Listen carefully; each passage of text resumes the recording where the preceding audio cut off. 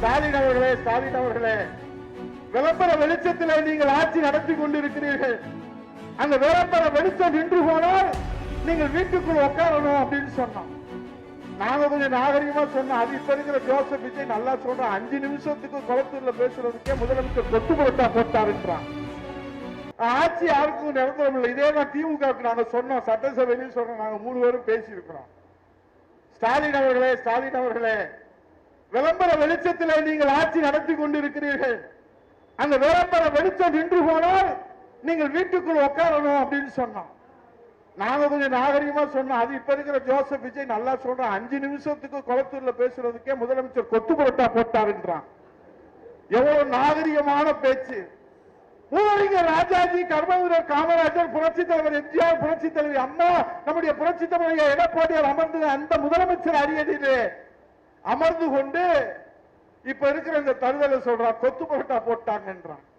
ஓடு ஓடு ஓடு ஓடுன்னு ஒண்ணுதான் ஓடுன்றான். யாரு ஓடுனா கரூரை யாரு சுடுவாடாக? நம்ம புரட்சி தமிழ் ஐயா எடப்பாடியார் இருக்காரு, அவர் ஒரு கருணையின் வடிவம்.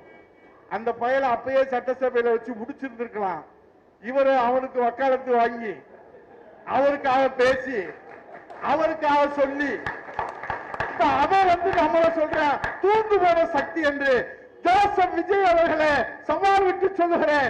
தூண்டு போன சக்தி என்று சொல்லுகிற ஜோசப் விஜய் அவர்களே, உனக்கு தில் இருந்தால் திராணி இருந்தால் அண்ணா திமுக தூண்டு போன சக்தி என்று பெயரை சொல்லி சொல்லுகிற அந்த தைரியம் இந்த முதலமைச்சர் ஜோசப் விஜய்க்கு இருக்கிறதா?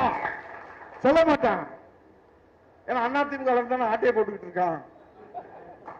அவன் சொல்றான் அண்ணா திமுகவும் பேரறிஞர் பெருந்தகை அண்ணாவுடன் தொடங்கிய திமுகவும் புரட்சி தலைவர் எம்ஜிஆர் தொடங்கிய அண்ணா திமுகவும் கூட்டு களவாணி என்று சொல்றான். எந்த களவாணி சொல்றான்? ஜோசப் விஜய் சொல்றான். இன்கம் டாக்ஸ் கட்டலன்னு அவனுக்கு களவாணி பட்டம் கொடுத்திருக்கு மத்திய அரசு. இன்னைக்கு எம்எல்ஏக்களை கலந்து போறான், களவாடிட்டு போறான்னு நாங்க சொல்லல, நம்ம கூட சொல்லல, எல்லா கட்சியிலும் சொல்றான்.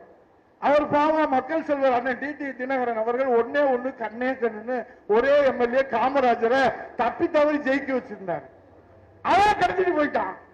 அவர் ராத்திரி பூரா ஐயா கவர்னர் ஐயா பாருங்கயா கடத்திட்டு போயிட்டாயா. இங்க இருக்கிற எம்எல்ஏக்கள்லாம் நேற்று வரைக்கும் எங்க அண்ணன் செல்வராஜோட என் கூட செல்லப்பான கூட நல்லா தான் பேசிக்கிட்டே இருக்கிறாங்க. என்ன நிலைமை கொஞ்சம் சரியில்லை அப்படின்னு பேசுறாங்க. என்னடா இவர் புலம்புறத பார்த்தா ஒன்னும் சரியா தெரியலையே, கொஞ்சம் கடன் ஆயிடுச்சு, கொஞ்சம் எல்லாம் தலைக்கு மேல போயிடுச்சு அப்படின்னு. என்ன ஒரு நல்லா தைரியமா பேசுவாரு. என்ன அடுத்த நாள் சொல்றாரு, இந்த இயக்கத்திலிருந்து நான் ராஜினாமா செய்து கொள்கிறேன். என்ன அது ராஜினாமா வந்துச்சா? அடுத்து என்னாச்சு? அடுத்து ஒண்ணு சபாநாயகர் ரெடியா இருக்காரு ஜேசிடி பிரபாகர், அவர் கட்சியில சேர்க்கலன்னு அவருக்கு கோபம். போற வர்றவெல்லாம் ராஜினாமா போயிட்டு வரணும்னு அவர் இருக்காரு. நான் எதுக்கு இதெல்லாம் சொல்றேன்னா, அண்ணா திராவிட முன்னேற்ற கழகம் என்பது இங்க இருக்கிற மூத்த தலைவர்களுக்கும் உங்களுக்கு தெரியும், இது தலைவர்களை நம்பி ஆரம்பித்த கட்சி அல்ல. ஏழை எளிய சாமானிய மக்களை நம்பி, தொண்டர்களை நம்பி துவங்கி இந்த இயக்கம்.